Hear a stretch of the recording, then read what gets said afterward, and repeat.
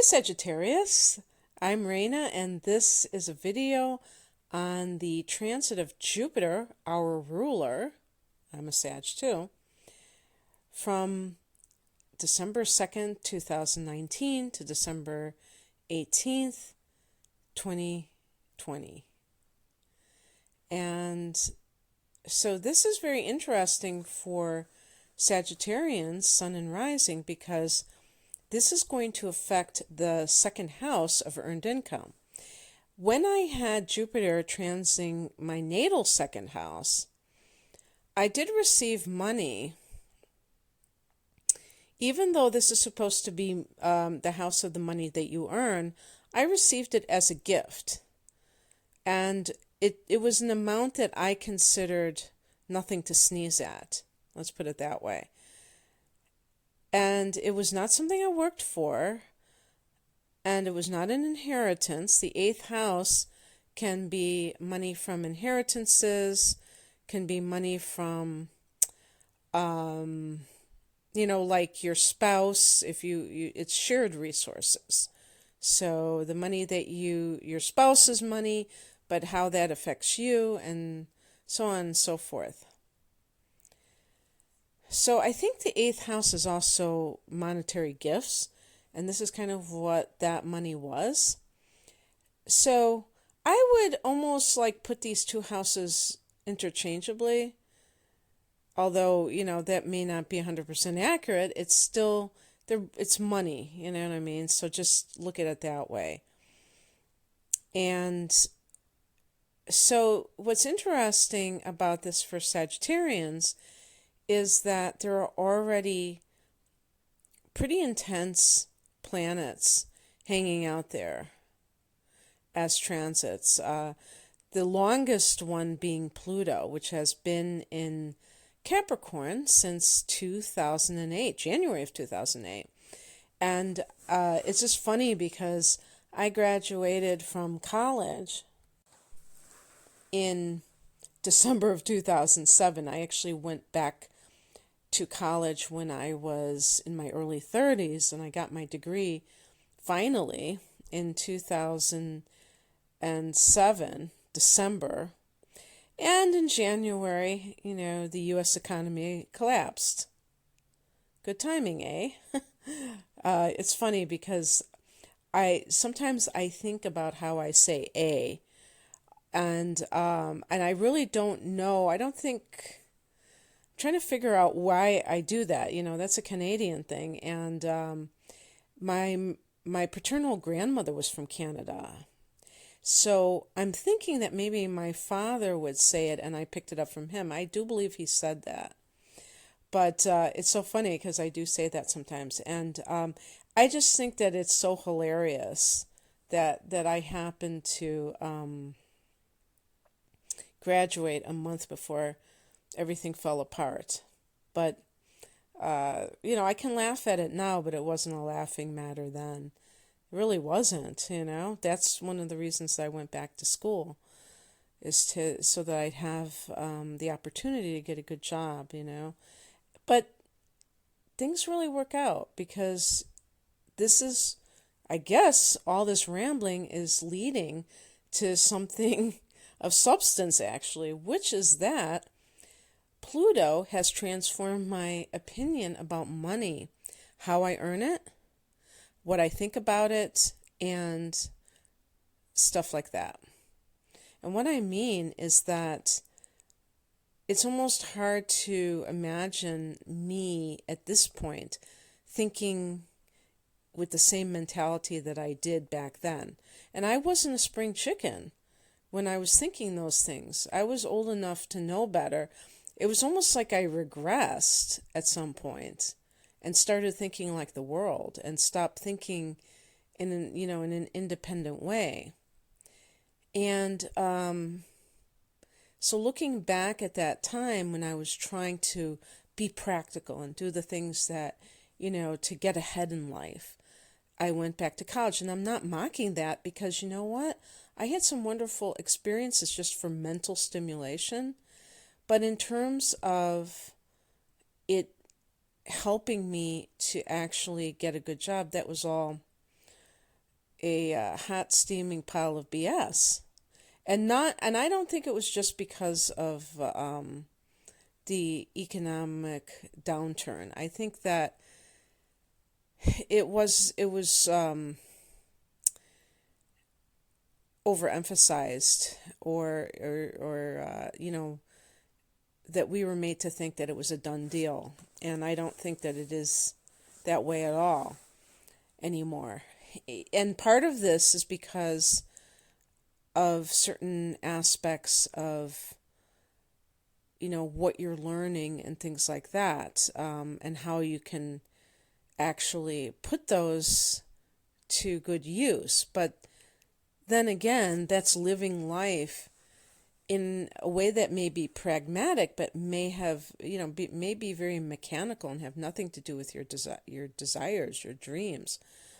So Pluto in the second house, for me, has been all about how I feel about earning money. My computer just fell on the floor. How I feel about earning money.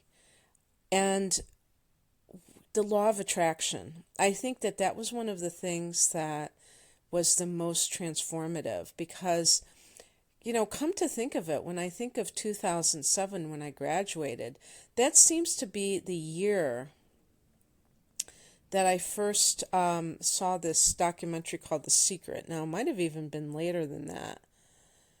It might have even been in 2009. But The Secret, there was the book, but there was a movie, and I think I actually saw the movie first. I was looking for spiritual movies at the library, and that was one of them. And that was where I think I came across Esther Hicks and Jerry Hicks, Esther and Jerry Hicks, when he was still alive. Well, he's still alive, but you know what I mean. And they were like a big part of The Secret. And that philosophy, it's funny because I remember the first time that I came across their material, I was actually quite antagonistic about it. And I really wish I could remember the sequence of events, because I can't. But I was pretty cynical. And then I saw it again, I think a couple of years later, and I totally was aligned with it. So basically, with the law of attraction, it's about the idea of we being the conscious co-creators who make our dreams happen by our desires. And that means our emotional, I don't know if you'd say reactions, the feelings that we have towards what it is that we want to attract. And that's what attraction is. We're bringing something towards us based upon our emotional response to it. And just as we can bring something towards us, we can repel it with our emotions and our energy field. So I really took to that, but like anything else in my life, I'm not somebody who really just becomes like a cultist about it. I just take the basic principles and say, oh, that's cool, and then I move on with my life. Even if I read material on it, I don't, sometimes I don't do the exercises. I do have a law of attraction workbook that I'm going to be employing in my life and seeing the type of results I get. And I'll tell you about it when I'm done with my experiment. But in any case, I can honestly say that Pluto in the second house has had a positive impact, and we'll just say a transformative impact when it comes to my relationship with money, in terms of, shifting my attitude, changing it quite a bit. And suffice it to say, if you have Pluto in the second house, it's not out of the realm of possibility that you may encounter some challenges along the way with your finances. And of course, you may encounter them when Pluto is in the fifth house or, eighth house. Who knows? I mean, non-monetary houses, the 11th house or something like that.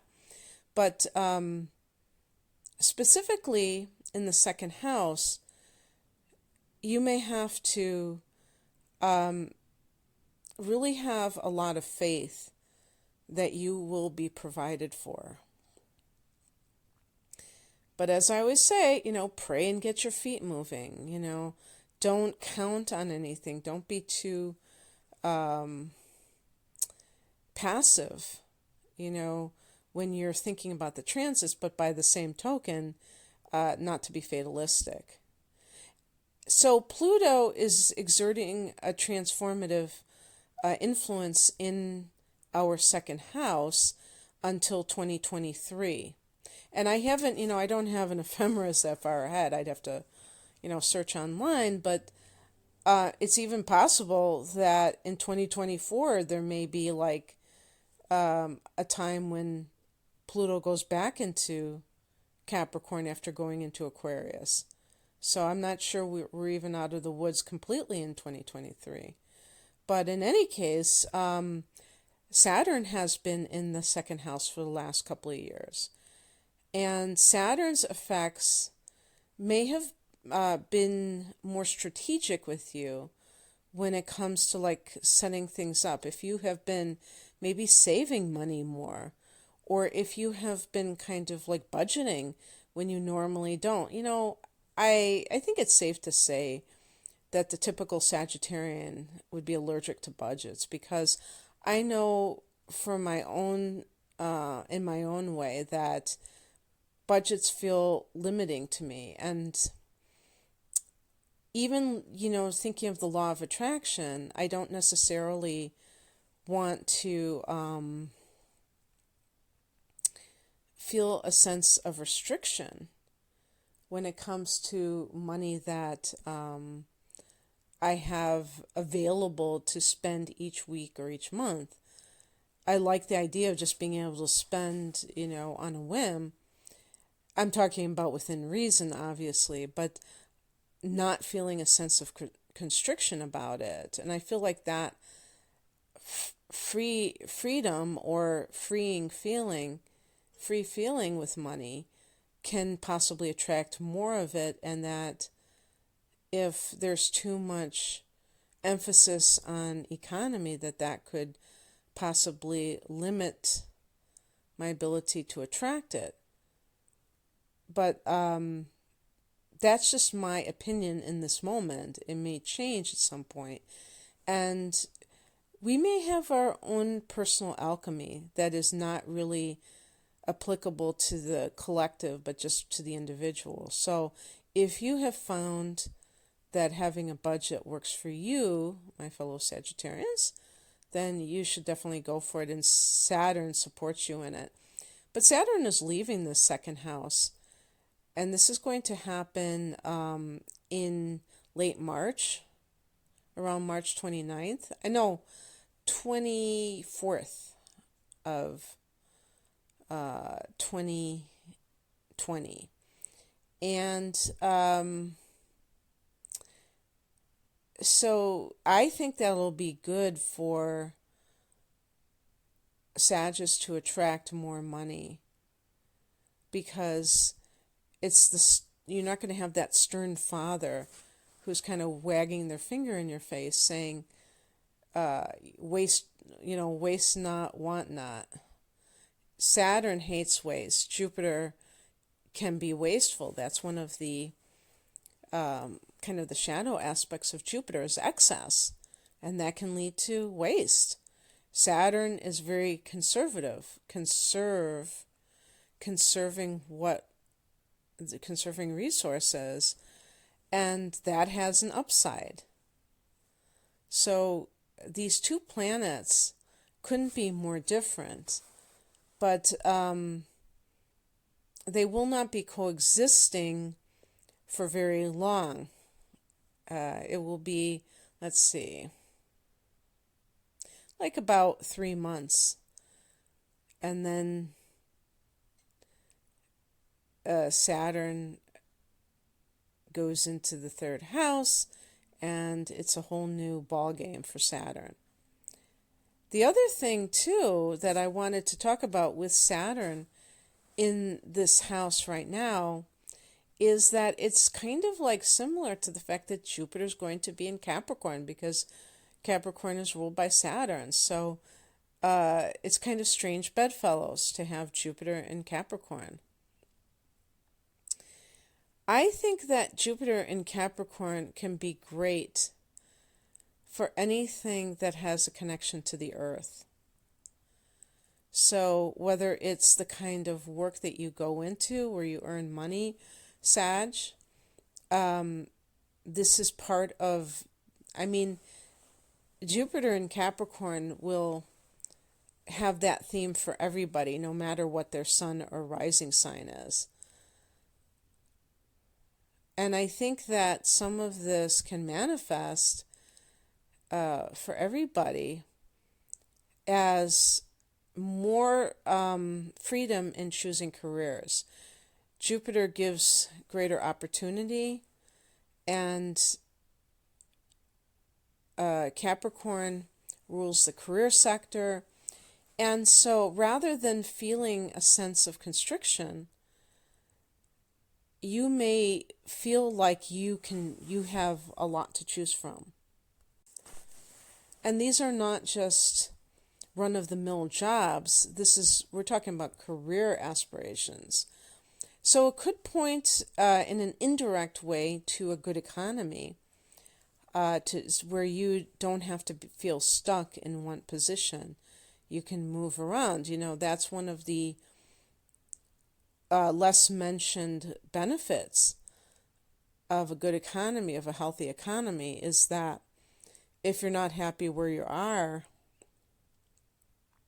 you're able to quit and know that something else will take its place. But in some cases, when the economy is bad, people may feel like they're stuck someplace because they don't know if they'll be able to get another job, and they're just kind of like grateful that they have what they have. But unfortunately, if you're working for I almost said dirt bag. If you're working for a not too enlightened employer, they may take advantage of the poor job opportunities or career opportunities and exploit the worker and try to get as much out of them as they can. So now it's a really good time, and I think this will continue throughout 2020, for people to take a risk, even in some cases, where they're going into a completely different line of work or career, and they have confidence because they feel like they've already gained enough to be able to weather any fluctuations. And I should say, too, this could involve working for yourself. Sagittarians, being fire signs, are very autonomous, and that can be very appealing to work for oneself if you're a Sag. And the average Sag, I think, would even be able to tolerate that kind of like, what would you call it, like uncertainty, which happens when you work for yourself, where you don't know, you have no guarantee of when you're going to get your next client. So it is kind of like flying by the seat of your pants in a lot of ways. But with Jupiter, you may feel a sense of optimism about your money-making abilities in general. And, like I said, because Saturn has been here, this may be a breath of fresh air, especially after April, when Saturn is out of that second house. And you may feel this sense, or I'm sorry, after March. I think I said after April. After March 24th. And so it can feel like you're just like able to breathe easier. And you don't have like this restriction that Saturn can place on your money-making abilities. Maybe Saturn in the second house was kind of like saying, even though you're making a lot of money, you're not saving it. So we're going to try to get you to see the value of $1. And maybe that was kind of the lesson of Saturn by curtailing your earning ability. If you look back, Sag, and at the end of 2017, if you feel like you were earning even possibly more than you are now, there may have been that Saturn influence that was affecting your ability to earn money, but that's going to be gone. The other thing that you have in the second house is the South Node, and this is your karmic past. In the second house of earned income, this may be some kind of like karmic tendencies that you have that are related to money or spending habits, or your view on shopping or possessions that you need to de-emphasize in your life. That this is a whole new day. Actually, because the North Node is transiting through your 8th house, and I'm trying to think about that. I want to make sure I'm right about that. Yeah. That could certainly mean that for some of you, you've been relying on your spouse more than your own ability to earn money. There may be some reason why you are not able to earn money altogether or to an adequate level to support yourself. And perhaps you did in the past and you're just kind of like wondering what's going on. And I would look to, the 4th week of March and onwards, when Saturn is away from that house, and you may see that things are shifting. And I mean in a positive direction.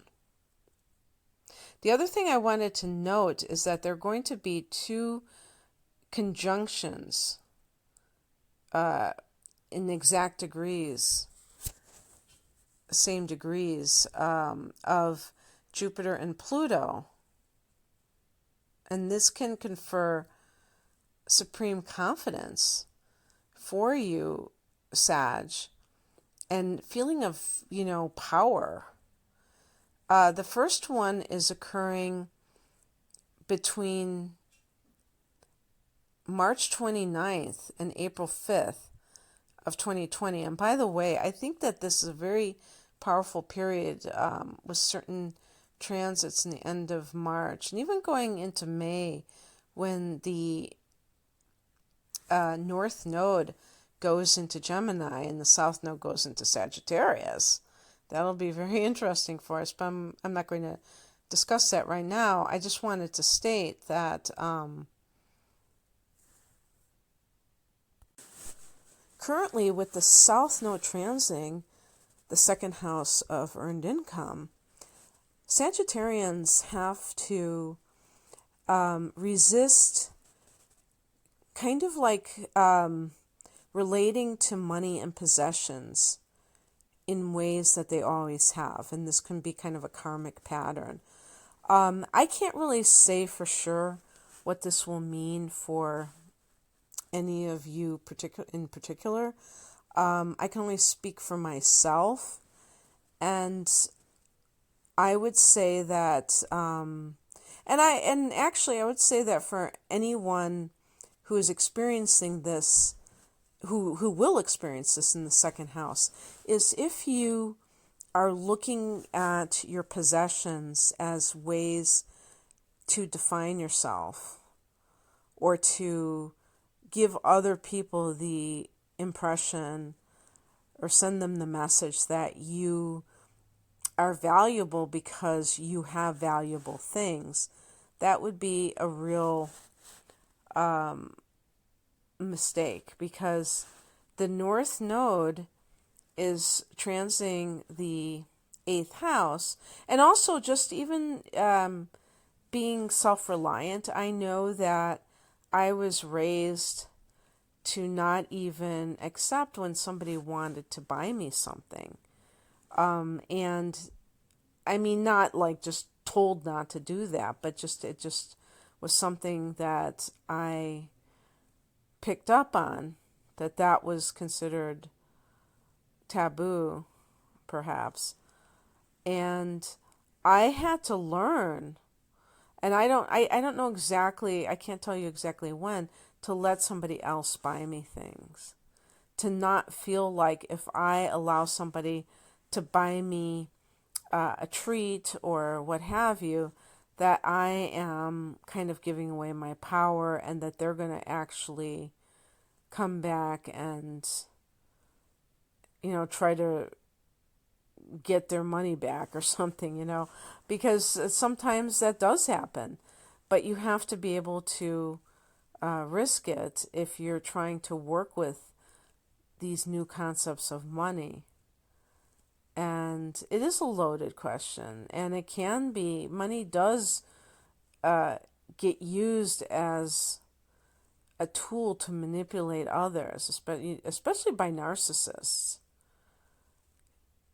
And so we have to be aware of people who do these things so that we don't get caught up in it. But in this case, we're supposed to de-emphasize our need to be like independent and really focus on shared resources. And this could be a call for Sagittarians who don't feel particularly generous to